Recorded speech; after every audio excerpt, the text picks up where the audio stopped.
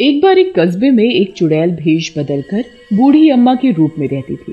वो लोगों को अपने वश में करने के लिए जादुई मक्के की रोटियां साग के साथ कम पैसों में उन्हें खिलाती थी। बाद में उसकी बेटी भी उसका साथ देने लगती है उसके काम में। आह्वान वाले दिन वो चुड़ैल अपनी बेटी के साथ मिलकर उन वश में किए गए लोगों को झोपड़ी के खुफिया रास्ते से बलि देने के लिए जंगल में ले जाते हैं। पर बलि देते समय उन्हें उस कस्बे का प्रधान छुप कर देख रहा होता है।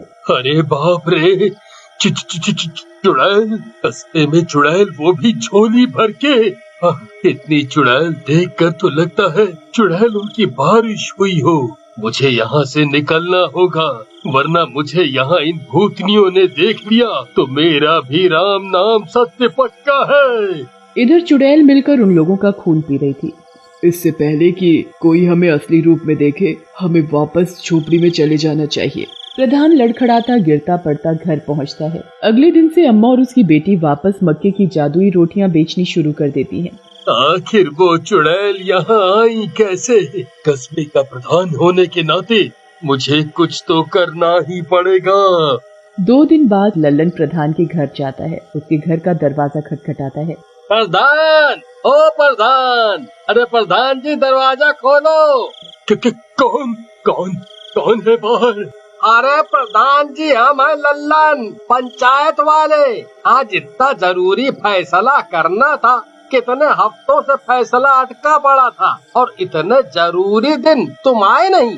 ऐसा तो कभी हुआ नहीं, फिर अब कैसे है? क्या बात हो गई ऐसी, बताओ तो।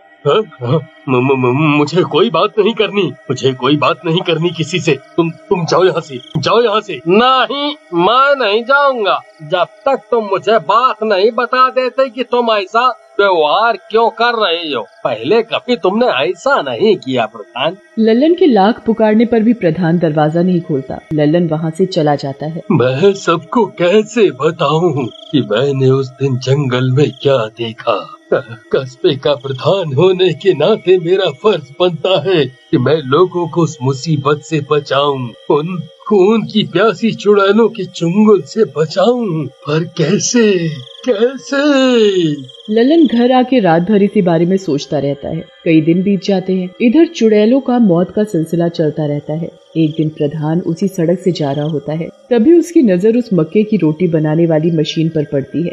अरे, इतनी बड़ी मशीन, पर इस कस्बे में इतने पैसे किसके पास हैं जो इतनी महंगी मशीन खरीद कर ला सके? जरा चल के पूछा तो जाए, आखिर कौन रईस आ गया। प्रधान झोपड़ी की तरफ बढ़ता है और उस अम्मा और उसकी बेटी को देखता है लोगों को खाना परोसते हुए। इस झोपड़ी की हालत देखकर तो लगता है इन माँ बेटी को 2 वक्त का खाना भी मुश्किल से मिलता होगा, और रोटियां बनाने के लिए इतनी महंगी मशीन। कुछ तो गड़बड़ है। एक काम करता हूँ, मैं यहीं कहीं छुप जाता हूँ और देखता हूँ कि आखिर माजरा क्या है। तभी जो मुसाफिर खाना खा रहे होते हैं, उन्हें नींद के चलते अम्मा वहीं खटिया पर सोने को कहती है। और जैसे ही वे सोते हैं, अम्मा और उसकी बेटी अपने असली रूप चुड़ैल अवतार में आ जाते हैं। क्या बात है, हमें इससे ज्यादा सुकून की जिंदगी नहीं मिलेगी कहीं। बिना किसी खौफ के हमें शिकार पर शिकार मिलते रहते हैं। शहरों में क्या रखा है सिवाय डर के, और यहाँ देखो ऐश की जिंदगी। प्रधान ये रूप देखकर सहम जाता है। अरे, ये तो वही चुड़ैल है, जंगल वाली। इसका मतलब ये माँ बेटी इतने दिनों से भेष बदल कर इसी कस्बे में रह रहे हैं और भोले भाले लोगों को रोटी साग खिला के अपना शिकार बना रहे हैं। और यहाँ सबने इन्हें गरीब समझकर रहने के लिए जगह भी दे दी। पर ये तो आस्तीन की चुड़ैल निकली। कुछ तो करना पड़ेगा, जल्दी ही करना पड़ेगा, वरना ये चुड़ैल इस कस्बे को तहस नहस कर देगी। प्रधान भागे भागे पंचायत घर जाता है। मुझे कस्बे की पंचायत को ये सब बता देना चाहिए। कस्बे के हित की बात है, मुझे चुप नहीं रहना चाहिए। पर मेरी बात मानेगा कौन? क्या कोई मेरा विश्वास करेगा? अपनी ही सोच में उलझकर वो पंचायत घर जाते जाते रुक जाता है। तभी लल्लन उसे देख लेता है। अरे प्रधान जी, तुम इतना पसीना पसीना क्यों हो रहे हो? ऐसा क्या हो गया जो तुम इस तरह भाग रहे थे? कहाँ जा रहे? क्या करूं, इसे बताऊं या नहीं? ये मेरी बात मानेगा भी कि नहीं? अरे प्रधान जी कहाँ खो गए? देखो लल्लन, मैं तुम्हें अब जो कुछ बताने जा रहा हूँ उसे ध्यान से सुनना और समझना। फिर प्रधान लल्लन को उस जंगल में देखी पूरी घटना बताता है। फिर आज जो कुछ भी उसने देखा वो सब विस्तार से समझाता है। लल्लन ये सब सुनकर दंग रह जाता है। ये तुम क्या कह रहे हो? चुड़ैल और हमारे कस्बे में? हाँ, मैं सच कह रहा हूँ। मुझे पता है कोई मेरी बात पर विश्वास नहीं करेगा, इसीलिए मैंने अभी तक किसी को कुछ नहीं बताया। पर जो मैंने आज देखा वो खतरनाक है।